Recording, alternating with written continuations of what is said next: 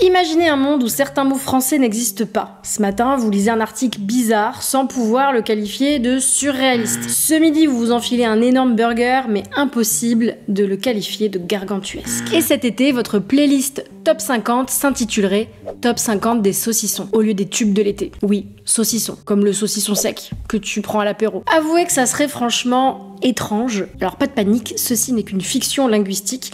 Heureusement, ces mots existent bel et bien, et on les doit d'ailleurs à l'inventivité de grands écrivains français. Et oui, nos auteurs favoris ne se contentent pas d'écrire des histoires, ils ont aussi forgé des mots qui illuminent notre langue au quotidien. Et aujourd'hui, je vous propose de faire un petit voyage à la découverte de tous ces mots inventés par des écrivains dans un français courant, grâce à eux. Mais avant ça, je dois te dire qu'aujourd'hui, je suis très fière du sponsor de cette vidéo, et tu vas comprendre pourquoi. Petite question, tu fais combien de recherches sur internet par jour? Sérieusement, essaye de deviner, parce qu'en moyenne, on en fait genre 3 par minute. Bon, j'exagère peut-être un peu, mais franchement, on en fait énormément. Et imagine si chaque recherche pouvait aider la planète. Ça semble trop beau.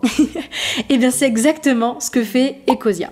Ecosia, c'est un moteur de recherche écolo qui fonctionne comme tout autre moteur de recherche, sauf qu'au lieu de juste encaisser l'argent des pubs, ils utilisent 100% de leurs bénéfices pour planter des arbres et préserver la planète. Oui, des vrais arbres, dans la vraie vie. À chaque recherche, tu participes au financement de la reforestation. En gros, plus il y a de gens qui utilisent Ecosia, plus il y a d'arbres qui poussent. Et d'ailleurs, ils en ont déjà planté plus de 225 millions. Et c'est pas juste planter des arbres au pif, ils reboisent des zones ultra critiques, genre le Brésil pour sauver la forêt amazonienne, Madagascar, où la déforestation a détruit des habitats entiers, ou encore le Burkina Faso pour reverdir des terres arides. Et plein d'autres pays où les arbres sont pas juste beaux, mais vitaux pour l'environnement et pour les populations locales. Alors pour mettre Ecosia en moteur de recherche par défaut, c'est très simple. Sur Google Chrome, il te suffit d'aller dans Paramètres, moteur de recherche, et de sélectionner Ecosia. Sur Safari, tu cliques sur la petite loupe à côté de ta barre de recherche et tu cliques sur Ecosia. Et sur ton téléphone, tu télécharges l'appli et tu la mets à la place de Chrome ou Safari. Et bim, c'est terminé. Maintenant, toutes tes recherches aident à planter des arbres. Pour télécharger Ecosia,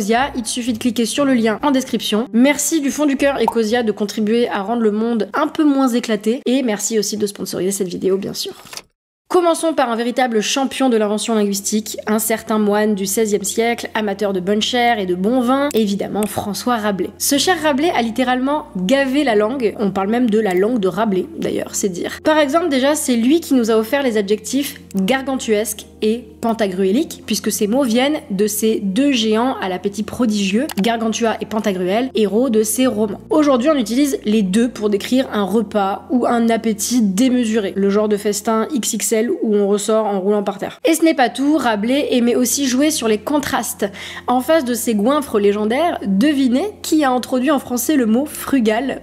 Eh bien c'est encore lui. Frugal apparaît pour la première fois dans son roman Gargantua pour décrire un repas simple et léger. Et ce n'est pas tout, tenez-vous bien parce que parmi les termes apparus ou attestés pour la première fois dans ses écrits, on compte aussi automate qui vient du grec automatos, qui signifie qui agit de soi-même, spontané. Dans Gargantua, il définit le terme comme qui semble se mouvoir de soi-même en obéissant à un mécanisme caché. Également le mot indigène qui apparaît en 1532 dans Pantagruel, qui est formé sur le latin indigena, qui signifie originaire du pays. On a également le mot bénéfique qui apparaît pour la première fois en français sous sa plume. Alors bien sûr, ces mots à chaque fois sont forgés sur le latin, mais c'est la première forme vraiment française qu'on en ait. Et enfin le mot génie qui vient de genius en latin pour désigner un dieu protecteur à l'origine. Alors Rabelais lui l'utilise pour la première fois dans le sens de caractère, tendance naturelle de l'esprit. Bref, Rabelais était un véritable architecte du dictionnaire. Grâce à lui, on peut parler de festin gargantuesque ou de vie frugale, au choix, avec des mots qui sont quand même bien plus expressifs que très grand repas ou petit repas simple. Donc merci François. Et ce n'est pas tout pour le XVIe siècle, puisqu'il s'agit d'un siècle hyper important en ce qui concerne la langue française. C'est le siècle de l'ordonnance de Villers-Cotterêts, et d'ailleurs j'en ai déjà parlé beaucoup. Cette ordonnance qui déclare que le français est la langue officielle de l'administration et de la justice, et non plus le latin. Et dans la littérature, ça se répercute chez Du Bellay, qui va écrire un célèbre texte qui s'appelle Défense et illustration de la langue française. Alors illustration, pas dans le sens où il va y avoir des petites images, mais illustration au sens de redonner du lustre.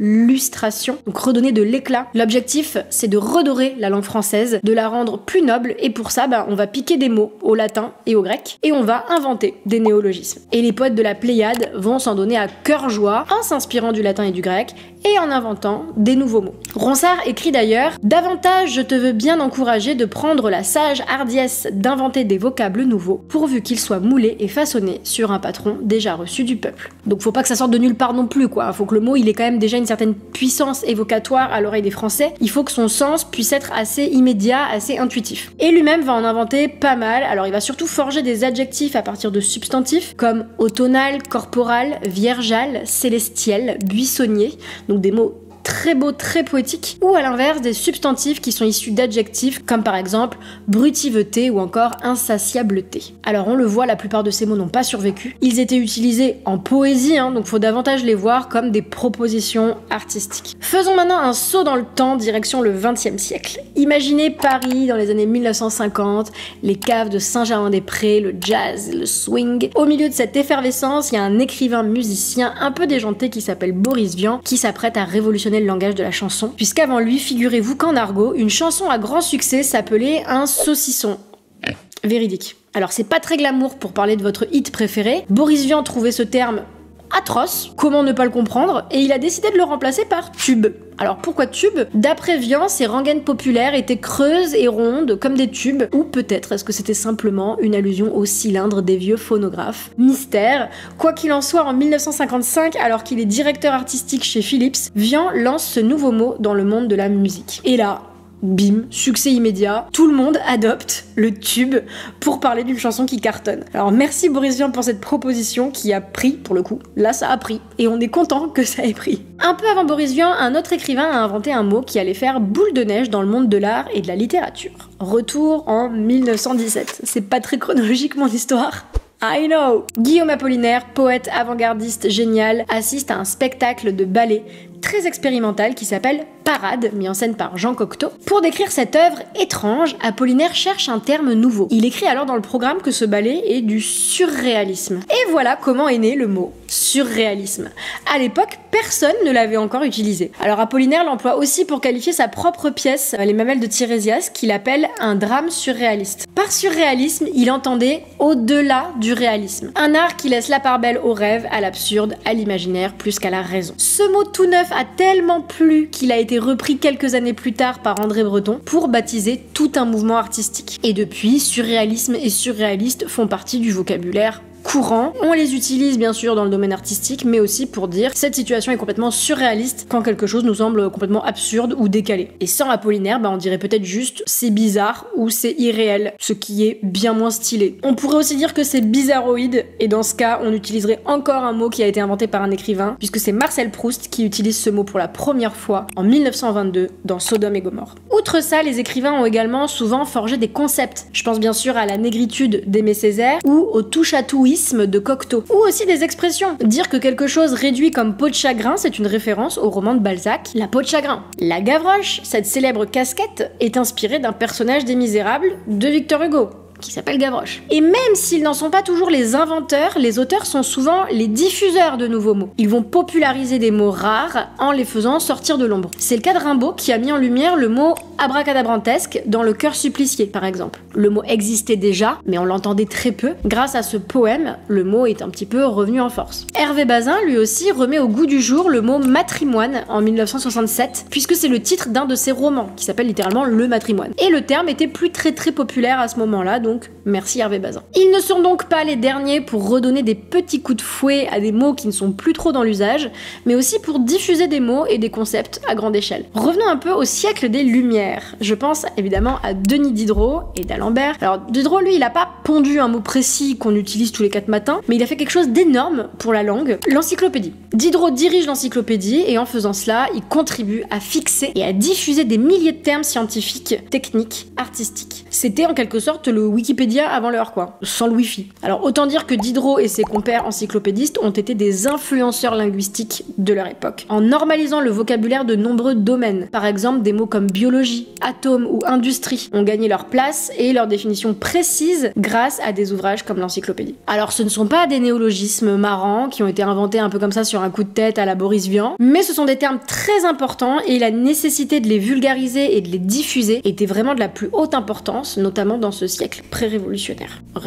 Vous l'aurez compris, la langue française doit beaucoup à ses écrivains. Chaque époque a ses auteurs qui apportent de nouveaux mots, de nouvelles expressions ou qui transforment le sens de termes existants. Ces mots inventés ne viennent pas de nulle part, ils naissent d'un besoin de décrire quelque chose de nouveau, de nuancer une idée. Et ils viennent aussi du génie créatif de leur inventeur, bien sûr. Alors au début ça peut sembler bizarre, et puis petit à petit, le mot il fait son chemin, il sera soit oublié, parce que non pratiqué, soit adopté, mais ça c'est le cheminement d'à peu près tous les mots. Il peut aussi être repris par d'autres écrivains, puis par le public, et finir par entrer dans notre quotidien. C'est là que la magie opère. Ce qui était une simple invention littéraire devient un mot banal que tout le monde utilise, sans même penser à son origine. Alors on peut aujourd'hui faire un parallèle avec les artistes, notamment avec les chanteurs et les chanteuses, qui sont également des diffuseurs de vocabulaire. Je vous renvoie à mes 2 vidéos précédentes sur Aya Nakamura et SCH, qui popularisent des régionalismes ou des sociolectes. Alors est-ce que vous connaissiez l'origine de ces mots? Quel mot inventé par un écrivain que j'ai cité dans la vidéo vous surprend le plus? Lequel avez-vous particulièrement retenu? Dites-le moi en commentaire, ça m'intéresse. Moi là, si je dois réfléchir au premier qui me vient, je pense que ce serait Bizarroïde de Marcel Proust. Donne-moi le tien dans les commentaires, je suis curieuse. Sur ce, merci d'avoir suivi cette petite épopée linguistique avec moi, et si ça vous a plu, n'hésitez pas à liker, à commenter pour continuer d'explorer la magie de notre langue au quotidien. En attendant, on se retrouve très bientôt pour de nouvelles aventures vocabulesques. Ouais, moi aussi j'invente des mots. Je vous dis à très vite, bisous.